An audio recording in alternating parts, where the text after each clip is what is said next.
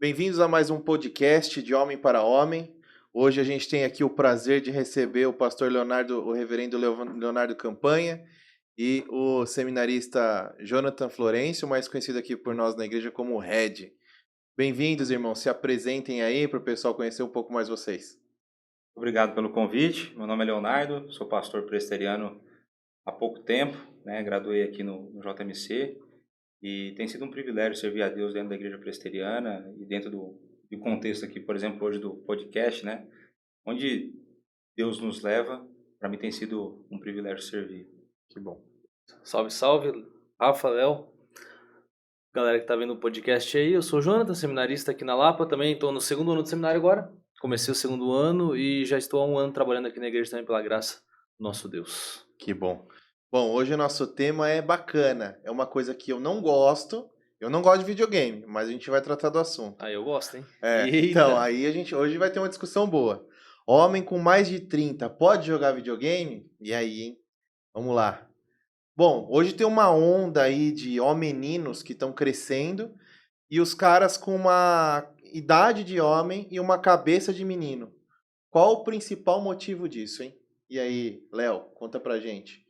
Eu acho difícil a gente falar assim, dentro da perspectiva humana de uma única razão.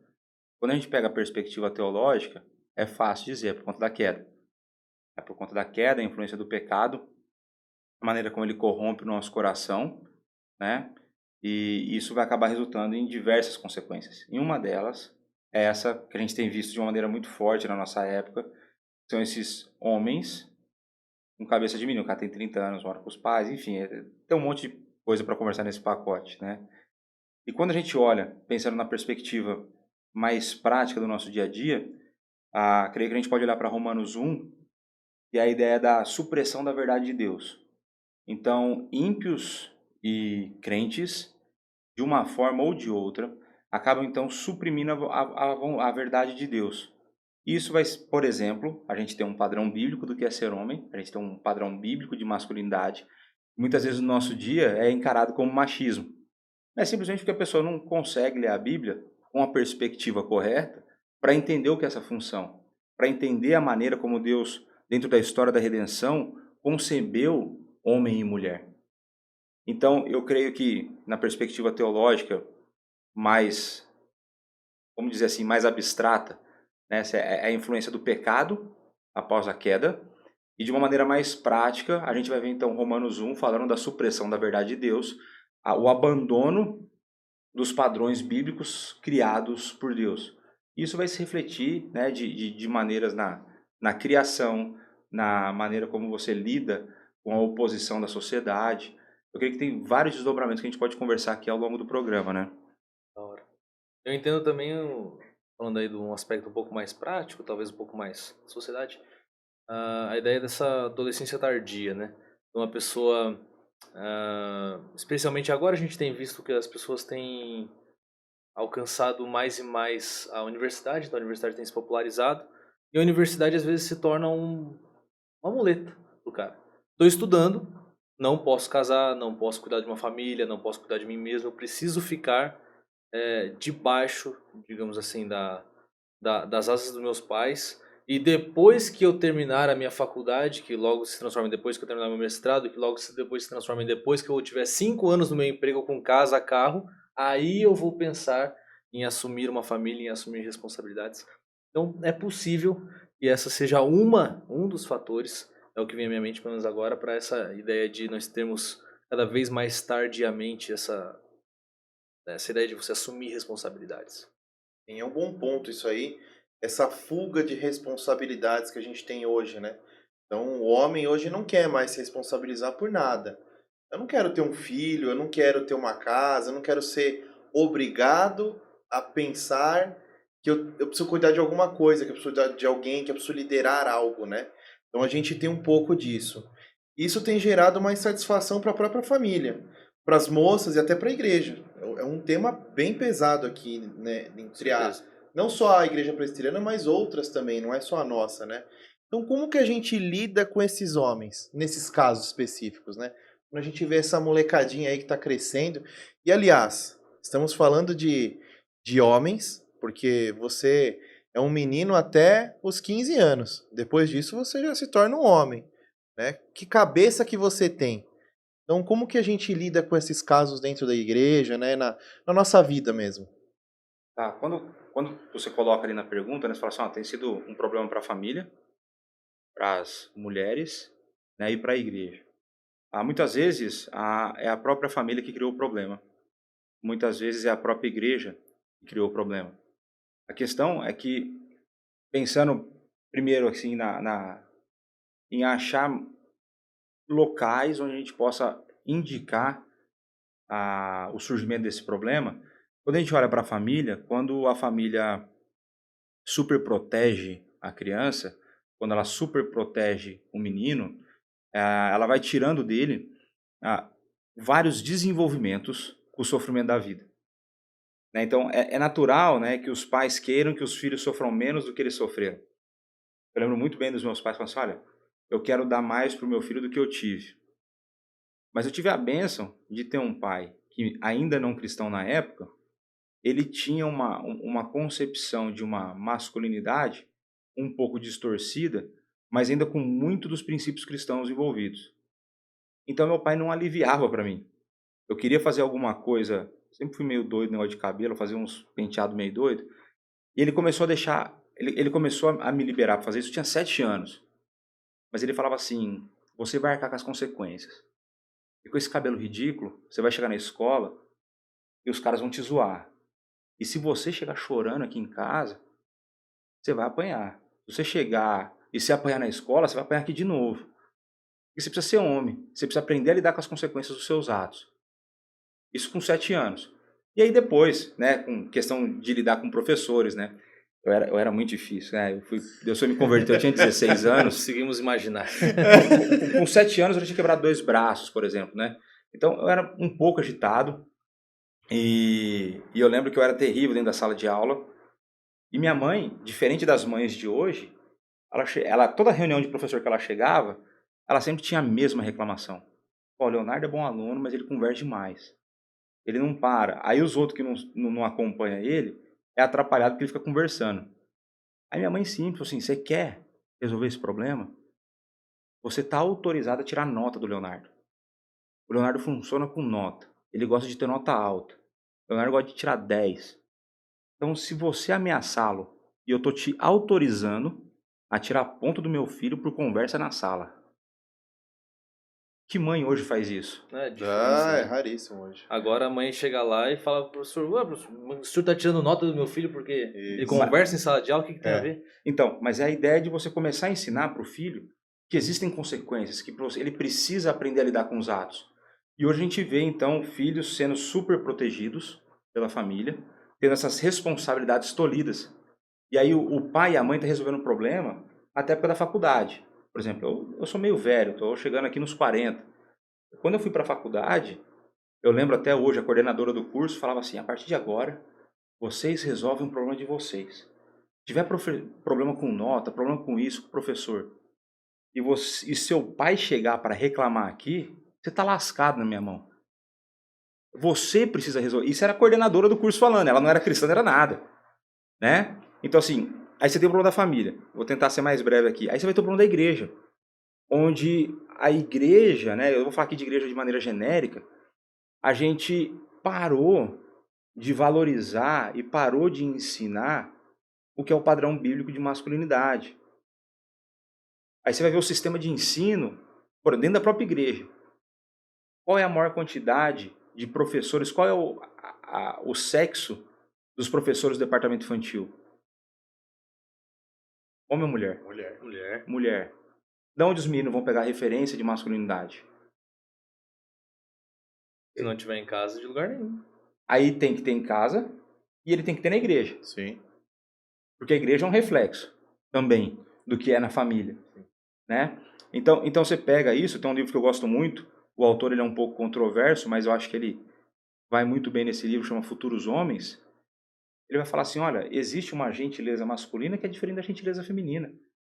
Às vezes você ser gentil de um menino, aí ele pegar um amigo que fez uma besteira e dar um tapa na cabeça dele e falar, ô, você é louco. Mas a mulher não vai valorizar isso. Mas no homem, faz sentido. A gente é constituído diferente por Deus. Então, eu entendo, né? Agora, indo para a resposta, eu entendo que a solução para esse tipo de problema, ele parte de uma visão bíblica de família, onde os pais vão ensinar para os filhos qual é o padrão que Deus estabeleceu. E aí, ser homem é diferente de ser bruto, e ser homem bíblico é diferente de ser efeminado. São duas coisas que ser homem bíblico não é ser efeminado e não é ser bruto. Exato. E aí a igreja ensina isso. A igreja, por exemplo, eu fazia, tempos atrás, antes de eu mudar para fazer um curso, eu fazia discipulado com os jovens de masculinidade. Vamos estudar e vamos discutir esse assunto. É começar a ensinar que é bom ser assim. Você vai ter oposição? Vai, mas é bíblico. Aí a oposição, você fazendo o que Deus quer, a oposição você aguenta. Né? Então eu creio que é ensinando na casa e ensinando na igreja aquilo que Deus estabeleceu na criação. Eu já tô feliz de ter escutado que não era só meu pai que falava isso pra mim. Eu acho que tem mais gente no mundo. Isso ajudou. Eu acho que isso ajuda muito e não é pouco. E meu pai escutou a mesma coisa do pai dele. Então, você vê que você passa isso de pai para filho, de avô. Então, isso é legal de ver, né? Mas e aí? Fala um pouco aí, Red. O que você acha desse... O que você vê hoje de perspectiva dentro da igreja? Eu acredito que a referência de autoridade ela tem se desintegrado, não só na igreja, mas na sociedade como um todo. E isso especialmente a gente falando de uma igreja histórica, onde as referências são sempre masculinas, são presbíteros e pastores. E você tem essa... Você começou com os apóstolos, né? É, Desde quando começou com o homem mesmo, lá dos apóstolos, né? Sim. desde os patriarcas de Israel até os apóstolos, Exato. sempre foram referências masculinas. Exato. E aí você tem a negligência da autoridade, você tem a perda da vida de igreja, você não tem mais contato, digamos assim, com esses referenciais masculinos. E aí, como o pastor falou aqui, né? Isso vem desde o departamento infantil até o momento em que ele chega ali, no nosso caso aqui na Presbiteriana, na UPA e na UMP, ele vai se distanciando cada vez mais dessas autoridades, vai negligenciando as autoridades, porque é uma coisa talvez poderia se dizer que mais comum na adolescência e na juventude, né? Nós olharmos para as autoridades com um certo, poxa vida, né? Vamos usar a palavra, né? Eu quero me rebelar, não gosto que mande em mim, não gosto que... E você vai perdendo os referenciais masculinos, né? Então acredito que retornar esses referenciais, e falando de padrão bíblico, nosso Senhor Jesus Cristo é o grande padrão de masculinidade da Escritura. Então, tanto que ele é trazido em Efésios 5, e o pastor pode complementar e falar mais acerca disso, mas a ideia é de que nós, dentro do contexto de casamento, de família, o marido ele é o cabeça da casa, o marido é aquele que lidera, é aquele que toma iniciativa, é aquele que vai para frente, é aquele que mostra para sua esposa mais plenamente, mais perfeitamente o caráter de Cristo e o caráter sacrificial de Cristo. E assumir as responsabilidades de pastorear a sua casa. Sim. Bom, agora entrando na pergunta que é a pergunta-chave, né? O que vocês acham dos homens que passam a maior parte do tempo no videogame? E outra, não é só videogame não, tá? Tem uns carinha aí que fica num computador jogando um tal de Counter-Strike aí que perde a noção do mundo, né? Jogando isso aí. E qual o maior problema disso pro homem? Não só pro homem, mas também pro cara que perde a vida dele ali. Porque ele tá passando ali horas ali naquele negócio e aí fala assim, você orou hoje? Ah, não tive tempo. Mas você leu a Bíblia? Então, hoje eu não tive tempo porque eu trabalhei hoje das 8 até as 18, e aí depois... Depois é não o meu sei. momento. Depois é o meu momento. Então, depois é Tem o que meu momento. descansar. Isso. O que esses carinha aí, qual que é a pegada deles? Eu posso falar com... Eu tenho um lugar de fala nessa história. Odeio esse termo, odeio essa expressão. Mas eu casei novo, relativamente novo, eu casei com 22 anos. E, de uma certa forma, bastante maturo em muitas áreas, né? Então, eu não vim de um lar cristão protestante reformado. Eu tinha pouco tempo de fé quando eu casei. E eu tinha como prática muito forte. Gostava muito de jogar videogame, mas muito, assim, era absurdo. E eu lembro que logo que eu terminei, logo que a gente se casou, 2 meses depois a gente mudou para São Paulo. Eu vinha para fazer estágio, a minha esposa arrumou um emprego. E a gente estava começando a nossa vida, né, como casal. E eu lembro que eu passava muito tempo jogando. Muito tempo. Eu tenho uma capacidade de talvez passar um dia inteiro jogando se eu gosto do negócio, né. As horas lá na Steam tá público ainda, pastor? Pra poder ver lá quantas horas tem de jogo, não? Ah, é muito antigo, não tinha nem. Não Não, tinha. não era da Steam ainda, era Não, no não, console. não. Não, ainda não tinha isso aí. Era o primeiro Need for Speed Underground, era né, a primeira versão do Ah, é Counter-Strike. recente, é Que recente. delícia. Coisa de 30 anos. Nossa. Isso é coisa de 2007, né? Counter-Strike eu queria 1.6. Eu acho que talvez fosse 1.0.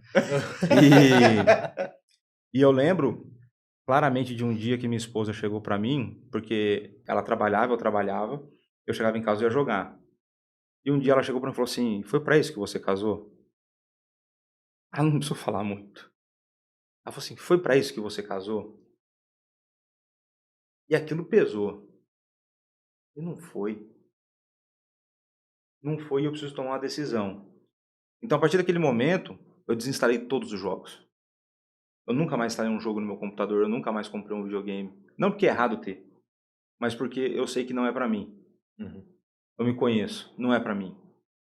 Então, assim, quando eu olho pra isso e eu penso quais são as consequências disso para a vida do, do posto homem, né?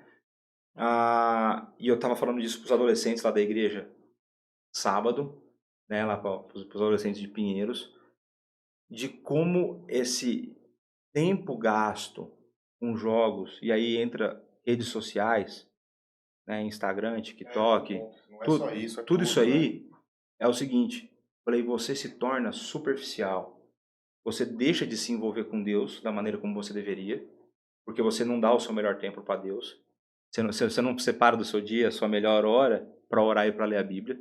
E eu não estou falando aqui de equivalência de tempo. Eu não estou falando que a gente tem que trabalhar o tanto que a gente ora e a gente lê a Bíblia. Mas que a gente tem que ter um tempo de intimidade com Deus, que é só assim que a gente cresce em conhecimento. É só assim que a gente vai conseguir ser movido pelo Espírito para pôr isso na prática no dia a dia. Então eu falei para eles, eu fico triste na maioria das vezes que eu converso com vocês. Eu amo vocês. Mas eu fico triste quando eu converso com vocês. Porque vocês são incapazes de ter uma conversa profunda de coisas sérias. Me dá um aperto no coração quando eu penso que daqui 20 anos vão ser vocês que vão ter que ser eleitos como diáconos e presbíteros.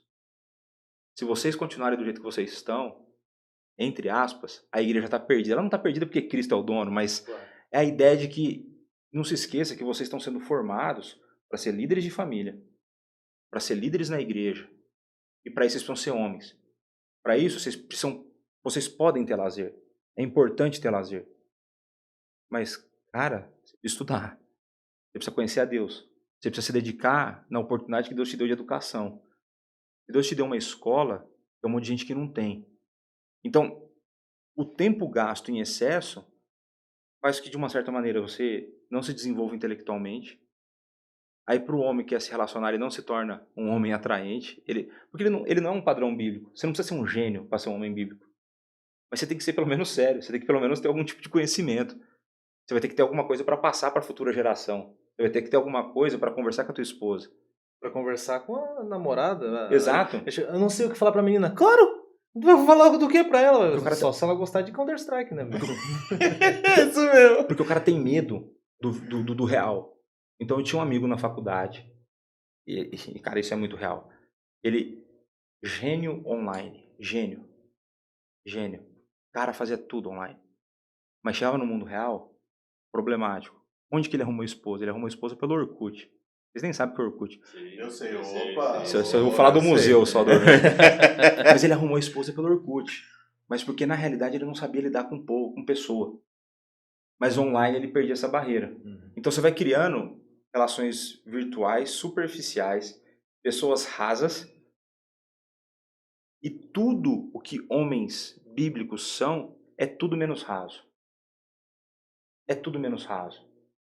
Se você for olhar os exemplos de fé que nós temos nas Escrituras, ainda que eles tenham cometido diversos deslizes, só Jesus Cristo não cometeu deslize. Mas quando a gente olha para todos os outros homens, exemplos profundos, homens que tinham propriedade no que faziam. Então eu creio que o mau uso, não só do jogo, É o jogo, são as redes sociais, a gente pode entrar em pornografia, a gente pode ver um monte de tema. Sim. Mas é tudo aquilo que te desvia do alvo de ser o homem segundo o coração de Deus, ser um homem de acordo com o padrão divino. É buscar aquele que é o nosso alvo, que é Jesus Cristo. Aí vira essa geração que a gente tem hoje. Essa geração, eu falo para os adolescentes lá, vocês estão chorando? Estão fazendo mimimi porque o cara te criticou no Instagram, no TikTok. Rapaz, Policarpo foi queimado porque ele era crente.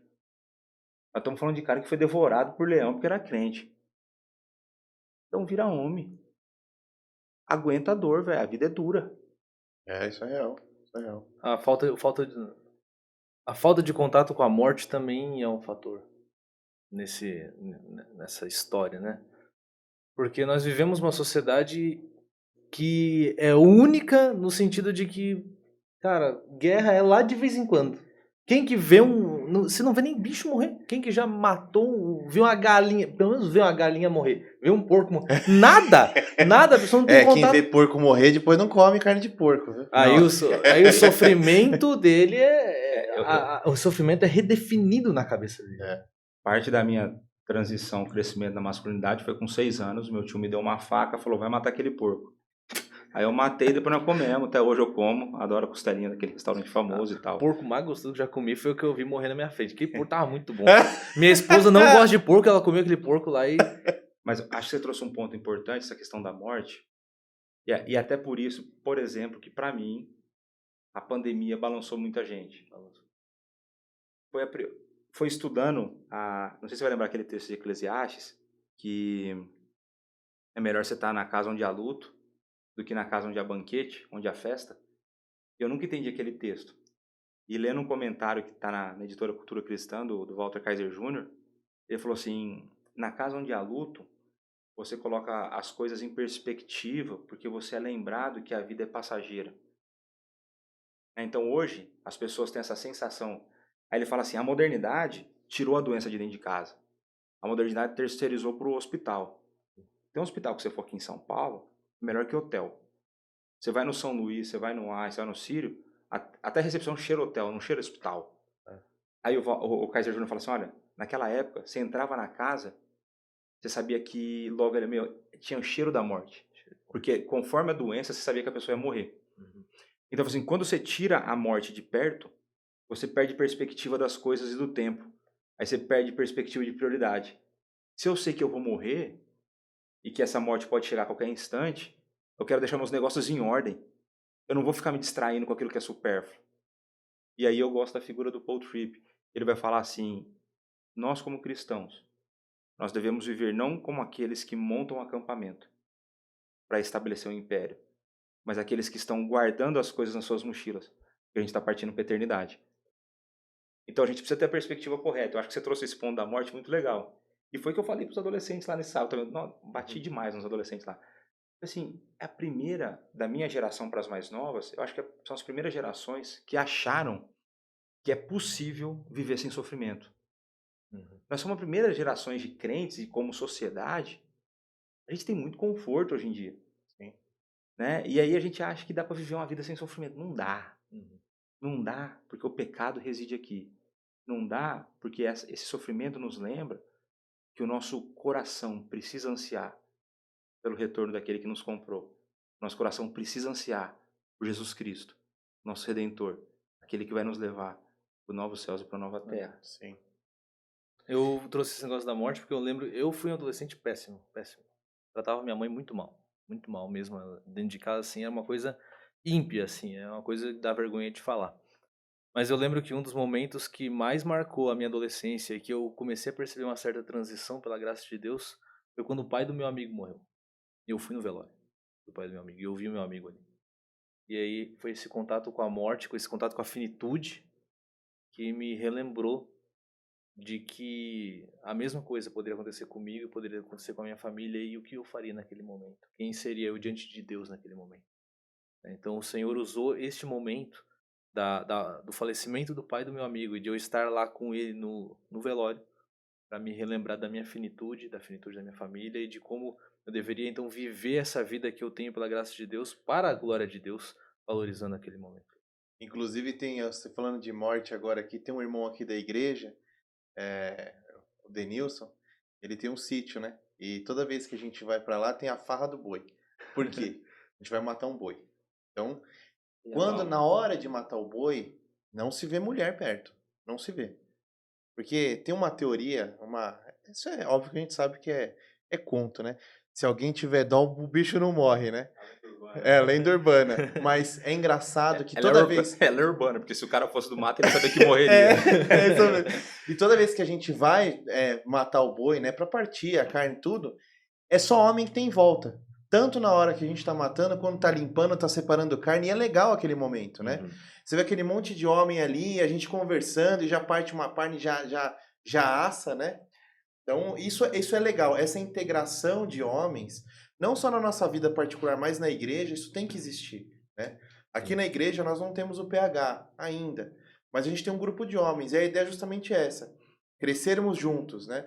Eu olhar o mais velho me olhar e a gente conseguir conversar e trocar ideia ali, né? Parece que Paulo escreveu isso para Timóteo, né? E quando a gente olha isso aí, o pastor Alberto, né? Acho que você conhece ele aí, Conheço. né? Pastor Já Alberto, ouvi falar, já ouvi falar. o pastor Alberto tem um exemplo muito legal de quando ele morou lá nos Estados Unidos, estava fazendo o curso dele, que lá no estado que ele morou é permitida a caça. Então tem a temporada da caça, tem um período que pode caçar. Então existe o rito de passagem do menino. Então lá por volta dos 12 anos ele vai caçar a primeira vez com o pai. E aí ele vai ter que matar, ele vai ter que fazer parte do negócio, né? Porque no fim das contas, e aí por isso que mesmo sendo um autor controverso, eu gosto do Douglas Wilson nesse livro Futuros Homens, eu acho que tem poucos ajustes a serem feitos nesse livro, ele vai falar assim, quem vai precisar defender quem na hora do vamos ver? Então quando eu fui assaltado aqui em São Paulo, o cara pôs a arma na minha cabeça, minha primeira preocupação não era a arma na minha cabeça, era o que esses caras estão fazendo com a minha esposa? Então, a primeira coisa era olhar para minha esposa e ver como ela estava. Tem que proteger ela. Se eu precisar tomar bala para isso, beleza. Mas como que você cria esse tipo de mentalidade? É desde pequeno. Então eu lembro, mais uma das grandes coisas que meu pai fez por mim. Meu pai viajava muito a trabalho, né? Na época ele não era cristão, ele era muito ausente. E ele falava assim, ó, o pai tá indo viajar a trabalho e você toma conta da tua mãe e da tua irmã. Você é o homem da casa. Ah, eu fui ficar desse tamanho só depois de velho. Eu era alto, mas eu era magrelo. Eu era uma tripa seca, assim. Né? Se o vento batesse mais forte, eu ia. Eu enchia meu peito cheio de osso. Falei assim, eu sou o cara. Eu vou proteger minha mãe e minha irmã. Mas meu pai inculcou isso desde pequeno. É um tipo de mentalidade que precisa crescer. E vai ser com eventos tipo esse. Exatamente. Né? Não vai ser criando menino achando que leite nasce na caixinha, que o ovo já vem no negócio. Né? O peito do frango já vem... Que não vem esse negócio sai embalado não já, vem esse né? negócio de imprimir carne para eu comer carne 3D. Eu tô foda desses negócios aí. Então, assim, é modelo bíblico. É por isso que Deuteronômio 6 vai falar do inculcar. E quando você olha o texto, ele fala assim, é o deitar, o levantar, o sentar, o andar.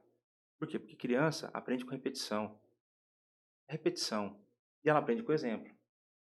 Então é toda hora. Exato. É toda hora. Se não, a gente está vendo resultado. A gente está caminhando para o fim aqui. Aí eu sempre deixo 2 perguntas no final do programa. Hoje temos 2 pessoas, então vamos dividir as perguntas. Mais fácil para mim, né?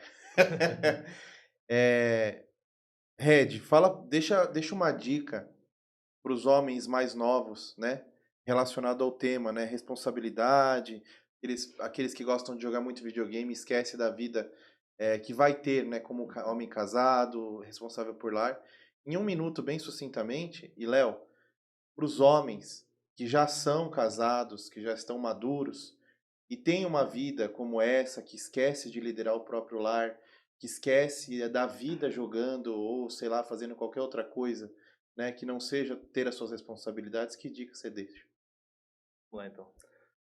A dica é seja bíblico. Como o pastor falou, nem bruto, nós não buscamos uma masculinidade que já houve numa era de ouro, né, numa época que todo mundo era macho e de repente todo mundo não é. Desde a queda, os homens afetados pelo pecado, eles buscam não ser bíblicos. E isso muda com o tempo. A ideia de um homem depois de 30 ser viciado em videogame e passar a vida inteira jogando videogame é só manifestação moderna do homem que chegava em casa do trabalho, botava a bunda no sofá, ligava a TV e passava a noite inteira na TV. E a manifestação moderna do homem que chegava do trabalho, tomava café, saía, ia embora e ficava no bar a noite inteira. Então, são manifestações que mudam do mesmo problema, que é o problema pecaminoso. Então, seja um homem bíblico, caminhe com homens bíblicos e com homens casados. É muito interessante, e eu tento trazer isso para o MP aqui da Lapa. Os solteiros precisam andar com os casados. Eles precisam conversar. A coisa mais fácil que tem é o solteiro andar com o solteiro e casado andar com o casado. Por quê? Porque tem mais coisas em comum, tem mais assuntos em comum, mas a ideia é o oposto, é você andar com eles, como você falou, para eu aprender com eles. Você precisa se colocar numa posição de humildade de saber que você tem muita coisa para aprender com homens que já estão vivendo a vida imitando a Cristo em outras circunstâncias há mais tempo que você. Então eu acredito que é isso. O homem solteiro precisa olhar para o Senhor Jesus Cristo, olhar para a Escritura Sagrada, assumir responsabilidades e andar com pessoas que estão assumindo essas responsabilidades. Vamos pensar aqui pro casado. Primeira coisa, tomar vergonha na cara, se arrepender, pedir a Deus que o Espírito Santo te convença do teu pecado, de você ser um homem frouxo, de você não ser um homem bíblico, de você não estar valorizando a sua esposa, de você não estar valorizando o seu casamento. Que indiretamente o que você está fazendo, você não está valorizando o seu Senhor e Salvador Jesus Cristo. Se arrependa disso. Se arrependeu? Clame a Deus por auxílio para ser esse homem bíblico, que não é fácil. Isso mesmo. É a luta que todos nós temos. Sendo pastor, sendo seminarista, sendo UPA, o MP, o CP, todos nós temos. Clame a Deus por auxílio do Espírito Santo. Vai entender nas Escrituras o que é ser um homem. Hoje tem, cara, boa literatura cristã para ajudar com isso. Tem um livro chamado Homem Bíblico, acho que é Stuart, eu esqueci, é da Nutra, se não me engano. Procura um livro da capa preta, borda amarela, O Homem Bíblico. Eu li esse livro, aí eu dei pro meu cunhado. Ele falou, por que você está me dando? Eu falei, porque eu fui humilhado, eu quero que mais alguém seja humilhado comigo. Porque esse é o padrão bíblico. Sim. Então, assim, busque entender, né? Se você não conhece o Deus que você adora, talvez você não adore o Deus da Bíblia. Busque entender aquilo que Deus quer que você seja. Peça auxílio do Espírito Santo, porque não é fácil. E não fique esperando que esse auxílio do Espírito Santo vai ser um derramar sobrenatural. É na raça. Então é pedindo na força e se esforçando diariamente. Ela fala assim, eu me proponho a fazer isso. Eu me comprometo a fazer isso. Porque não é legal, tem hora. Tem hora que o pecado que me tenta, aquele que ainda vem tentar mexer com o meu coração, é muito melhor ficar no sofá vendo TV. Não, mas tem que levar o lixo para fora. Não, tem que ajudar a lavar a louça. E é isso, é ser homem também, ajudar a lavar a louça, que é a mulher que cozinhou para você. Sim. Né? Tem hora que é legal? Lógico que não. Tirar um cochilo ou levar lixo para fora. Não tem nem comparação. Mas isso é ser homem. Então, se arrependa. Peça auxílio. Busque qual é o padrão bíblico. E o homem consegue as coisas na raça, vai para cima. Vai no dia a dia. Errou, pede perdão e vai de novo. Vai passar o resto da tua vida errando. Até Jesus voltar, até você morrer, você vai morrer errando. Isso aí. É isso aí. Bom, a gente vai ficando por aqui. Quero agradecer a presença de vocês. Espero que vocês voltem outro dia. O papo tá muito bom. Então vamos ver se a gente marca uma próxima aí. E eu quero deixar para vocês que nos assistem aqui um convite. Todo segundo sábado do mês, às 8 horas da manhã, a gente tem o Café dos Homens aqui na igreja. Se você é homem, não interessa a sua idade, não me importa a sua idade. Se você é mais velho, mais novo, está casado, solteiro, você está convidado a comparecer nesse café, que é para a gente ter o que a gente acabou de discutir aqui, comunhão entre homens. Posso fazer um adendo? Acabei de... A iluminação aqui, acabei de Oh, lembrar recebeu, uma parte da resposta Prepara. aqui, que é o seguinte. Você que é homem, aí eu falei como tem que fazer para chegar lá, certo? Outra coisa, vai arrumar dor de cabeça para tua vida, que é o seguinte, tá muito conforto, muito lazer, vai arrumar dor de cabeça, vai fazer filho, velho. Vai ter uma Vai vida popular o mundo. vai ter uma vida sexual sadia com a tua esposa. Isso. Larga o videogame, vai cuidar da tua esposa. Exato. Vai fazer filho, vai ter filho para você virar um homem ensinar pro teu filho como ser. Se você não quer ser por você, vai ser pro teu filho. Tá entendendo? Então vamos popular o mundo aí dos cabra-macho. Exato. Bora. Rafael Muito começou obrigado. faz pouco tempo, Eu tô comecei começando faz também. pouco tempo. Abri a fábrica faz pouco tempo. É isso aí. Mas- Tô chegando lá. Não dá pra parar. Você também abriu a fábrica faz pouco tempo. Tá abrindo, tá É, abrindo. Agosto lá. tá chegando, tá no forno. É isso aí. É isso aí, gente. Muito obrigado.